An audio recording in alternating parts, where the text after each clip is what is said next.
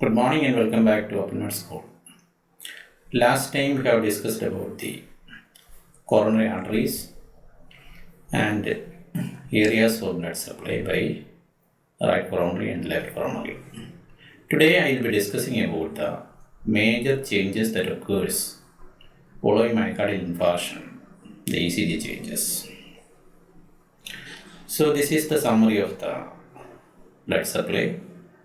Here you can see the right coronary artery which is supplying the right atrium, right ventricle, the diaphragmatic surface of the left ventricle, and when it continues as the posterior descending artery, in 90% of the patients it supplies the posterior 1/3 of the interventricular septum, and this is the left coronary which divides into the left anterior descending artery and the circumflex artery which goes posteriorly, and in 10% of cases it supplies the posterior part of the heart including the septum.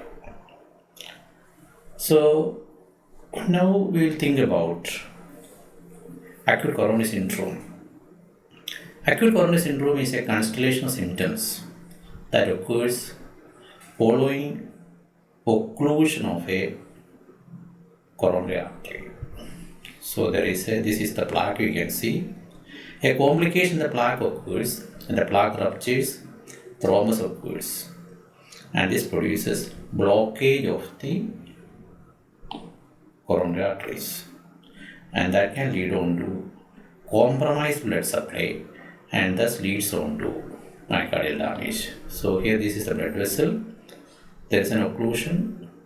There is maybe a pre-existing atherosclerotic plaque may be there. It ruptures and the thrombus occurs, and this produces, when it is complete blockage, it produces what is called the myocardial infarction.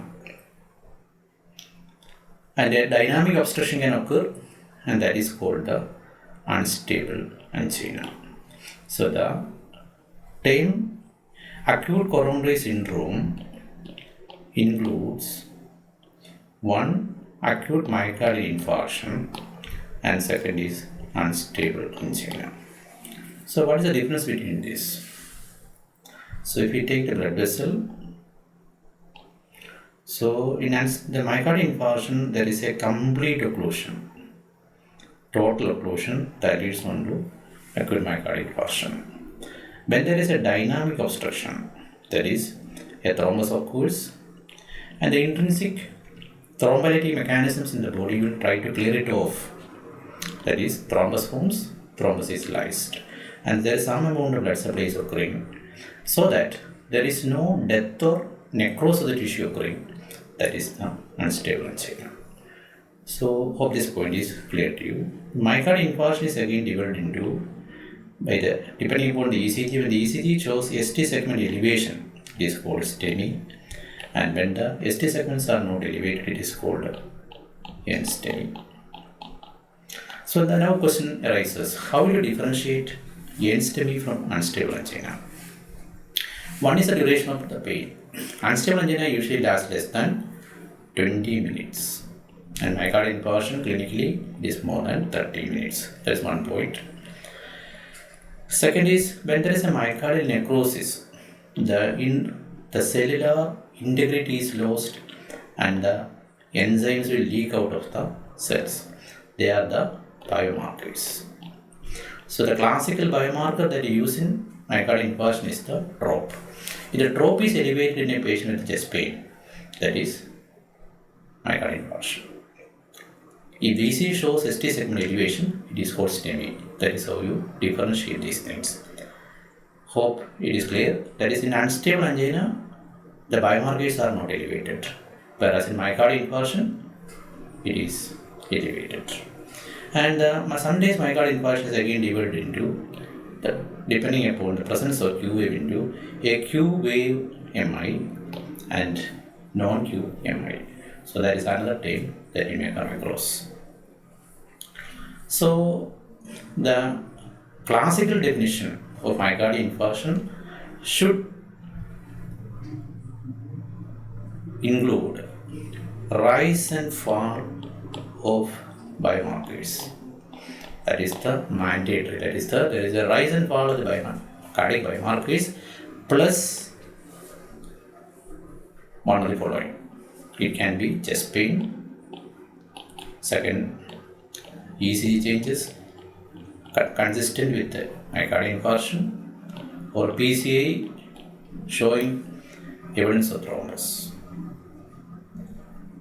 So, but this definition is not clinically useful, and so we go by the WHO criteria. So, what is the WHO criteria? In WHO criteria, there are three criteria, of which two should be satisfied to make a diagnosis of myocardial infarction. They are clinical history of chest pain which is consistent with ischemia. It is a prolonged cardiac pain, especially if it is more than 30 minutes, it is consistent with the myocardial infarction. Second point is elevation of the biomarkers, that is prop. And third is the serial ECG changes. So by WHO criteria, only 2 out of these 3 is to be satisfied. That means myocardial infarction can occur without chest pain, that is the silent MI, that is classically seen in patients with diabetes or autonomic neuropathy. And sometimes ECG can be normal. So a normal ECG doesn't exclude myocardial infarction. Approximately 10% of myocardial infarction can have normal ECG even when serial ECGs are taken. So this is a point to be kept in mind. Now again, it's very important to compare with the previous ECG because the patient can have previous myocardial infarction, but again asking the history is very important. If the patient comes with the typical chest pain or characteristic features of cardiac symptoms like acute breathlessness and it shows ECG changes, it is better to consider it as a fresh change rather than giving doubt of a previous. So, but again, it's a good point to compare with the old ECG. Then, now we look into what are the classical changes or the serial changes that occur. The first change that occurs is in the T wave. It is called hyperacute T wave. So, what is the hyperacute T wave? The T wave becomes tall, unusually tall T. Second, the T becomes widened, the base becomes widened. And third, the two limbs become fairly symmetrical. So these are the 3 things that you should look in the T wave. Whether the T is tall, whether the T has got a broad base, whether the T is symmetrical. When you say tall, usually it is more than 50% of the preceding R wave. So the QRS complex, if it is more than 50%, you can consider it as a definitely. Okay, that's one point to be kept in mind. Normal T wave is asymmetrical. So suppose you take the normal, the ST segment gradually merges as the ascending limb of the T wave. So T is asymmetrical if you draw a line. But in hyperacute T, the T will be tall. But there are again other conditions where you can get a tall T.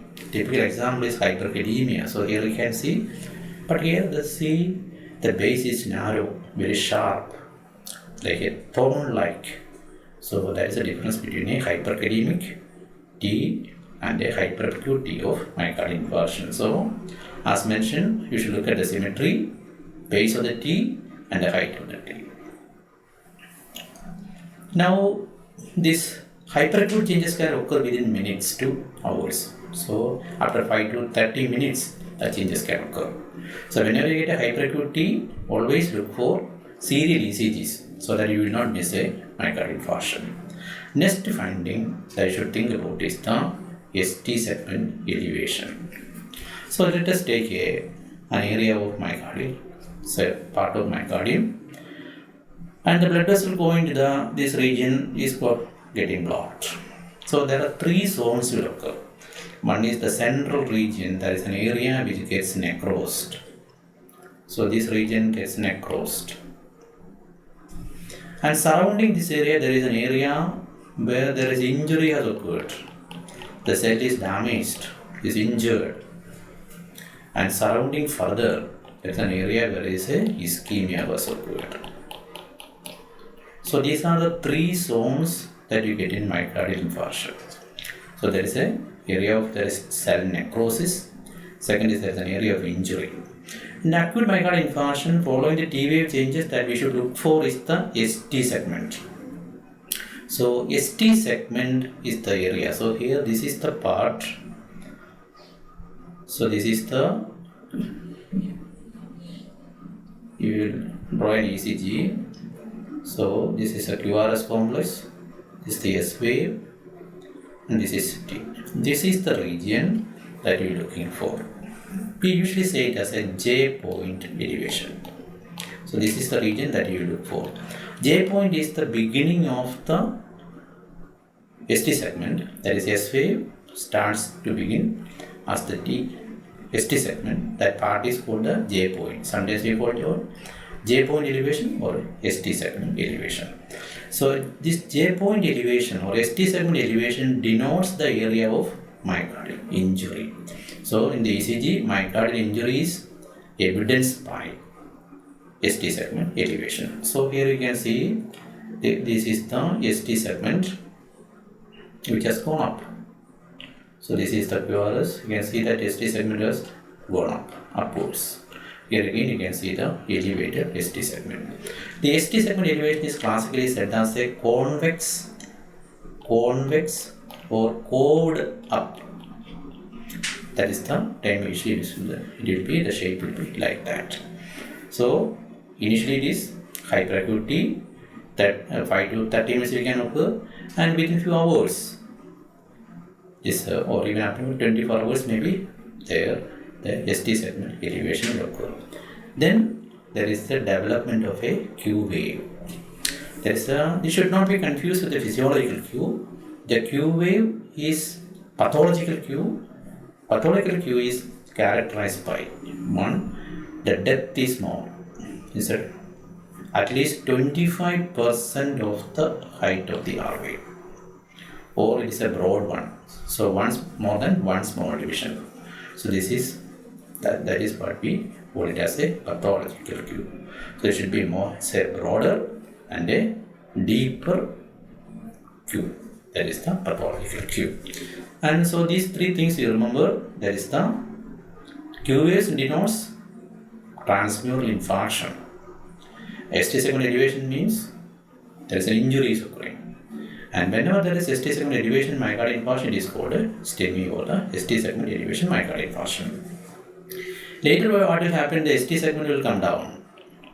The T wave depth will come down, and sometimes finally it may become upright or remain down like this. The Q wave will be the permanent sequelae. So the QS may not disappear, it will be persistent. ST segment will disappear, or the height will come down or disappear. ST segment will come down, and within days, if it is lasting long, it is an evidence of left ventricular aneurysm. Several weeks it is present. It is the suggestive of a LV aneurysm. So we have said about the ST segment. So we'll again draw the picture. So this is the P wave, this is the QRS complex, this is the ST segment. So this point is called the J point. Where will you look for? The ST segment elevation for making a diagnosis of myocardial infarction should be present in 2 or more contiguous leads. So what is mean contiguous leads? 1 AVL are contiguous, 2, 3 AVF are contiguous, V1, V2, like that, they are also contiguous leads. We will discuss about this at a later time. So here look at the ST segment. So how will you look at the shape of the ST segment? Draw a vertical line, not vertical, a line from the J point to the tip of the T wave. If the ST segment is like this, it is a concave, and this can be benign. For any benign condition, the ST segment elevation is concave. And here you draw a line like this. Here you can see that it is up. It's a convex upwards. So either a straight ST segment or convex or curved up is definitely abnormal. Concave can be normal. So this is the important point to be kept in mind. So the ST segment changes we have discussed. How will you see whether the ST segment is elevated or not? What is the baseline? The baseline is the TP segment, not PR segment. Because changes in PR segment can occur in pericarditis or other conditions. So we take the baseline as the TP segment. So this is the T wave and this is the P wave. So this is the line baseline we take and you see whether the ST segment is elevated or not. Hope it is clear. So here this is the T, and so you draw the line, you can see that the ST segment is, the J point is elevated. So this is how you measure the elevation in the J point. How much elevation is significant? Routinely we take it as more than 0.1 millivolt in limb leads, except in B2 and B3. So B2 and B3, the criteria is different.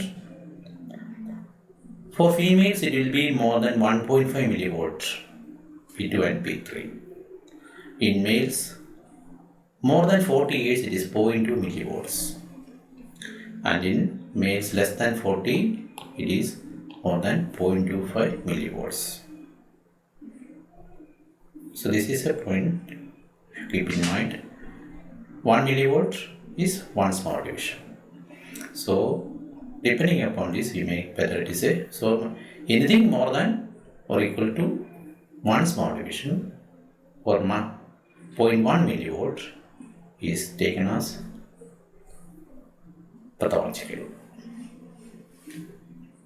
Sometimes the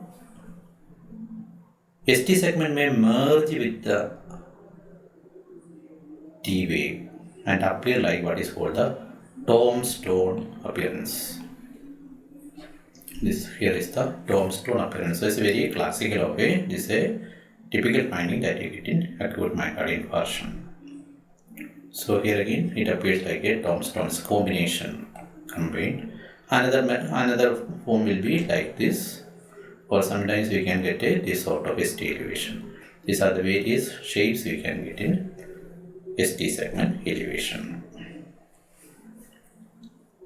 So we already mentioned the baseline should be the TP segment rather than the PR segment. Now coming to the Q waves. Q waves typically means it denotes an area of myocardial death, necrosis, or usually it occurs in transmural myocardial infarction. But doesn't mean that a infarction has been complete. And even before a complete myocardial infarction, Q waves can occur usually within or after 24 hours usually. The Q waves are abnormal.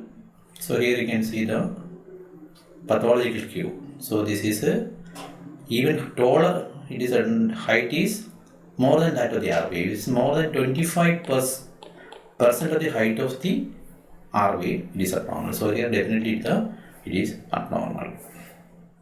Or the breadth is more.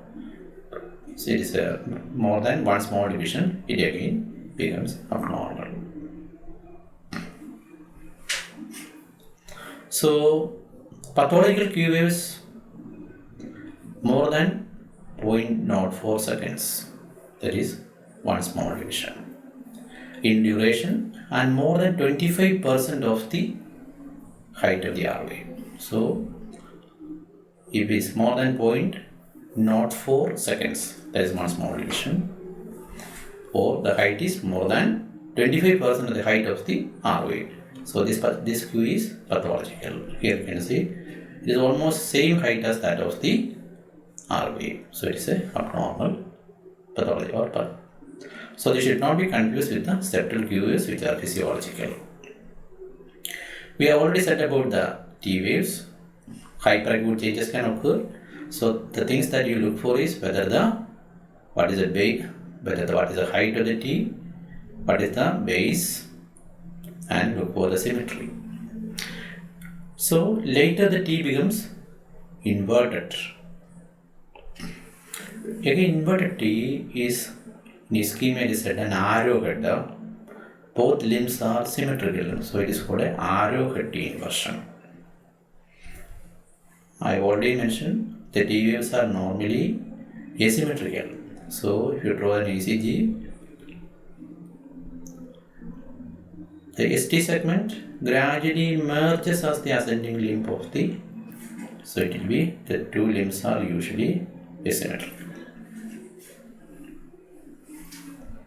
So here you can see the ECGs of a patient with myocardial infarction. You can see the typical ST segment elevation, development of pathological Q waves. A detailed discussion about the areas of myocardial infarction will be done in later sessions. We have already mentioned that the changes are dynamic. It will be resolving. As the infarct evolves, the ST segment elevation diminishes and T waves begin to get inverted. So this is you can see the ST segment is elevated and the T wave is inverted. As time goes on, the ST segment will come down. And the only abnormality may be a horizontality of the ST segment. That is, the ST segment will become flat like this. This is the abnormal. So a flat ST segment may be the final stage. ST segment will come down. And the T waves, depth of the T inversion will again, it will decrease. It will remain like this, or it may become reverted back to normal. Again, if it is inverted, it will look like a arrowhead T inversion. That is, two limbs are symmetrical. One word regarding what is called reciprocal changes. That is in myocardial infarction. If the anterior wall there is changes, there are certain changes occurring in the inferior wall, the ST segment. So in the anterior wall, the ST segment is elevated, you get a depression of the ST segment in the inferior leads. This is called reciprocal changes. So here you can see the ST segment is elevated in lead 2, lead 3 and AVF. So that means patient has got a infarction involving 2-3 AVFs. 2-3 AVF denotes inferior wall. Now you can see there is a ST segment depression here. So this is you can see it is depressed. This is for this. So B2, again some changes in the B3 also. This is called the reciprocal changes. There is a controversy regarding what is the reason for the ST segment changes. Some people say it is a electrical mirror image changes that is occurring, and some consider this is an extensive. There is some injury and ischemia occurring in this region. So in anterior wall, look at the inferior wall, and inferior wall, you look at the anterior wall for the reciprocal changes. So the pathogenesis of reciprocal changes, it can be an electrical change, what is called the mirror image changes, or second, it may be due to actual injury. There is extensive injury. So whatever it be, a patient with myocardial infarction with a reciprocal changes denotes a more extensive myocardial injury. So this is summary. You can see the first is the normal ECG. The hyperacute that is occurring within minutes to hours. Then getting the ST segment elevation, which is a convex ST segment elevation or a code elevation, followed by development of the pathological Q. Later ST segment will come down and T gets inverted. This is a sequence of changes that occur. In the next session, we'll be coming with the culprit artery. How will you diagnose the culprit vessel? So whether it is due to myocardial infarction occurring in the right coronary, or it is occurring in the left coronary, or if it is in the branches. That is what is called the culprit vessel. That will be discussed in next session. Hope this was useful to you. Thank you.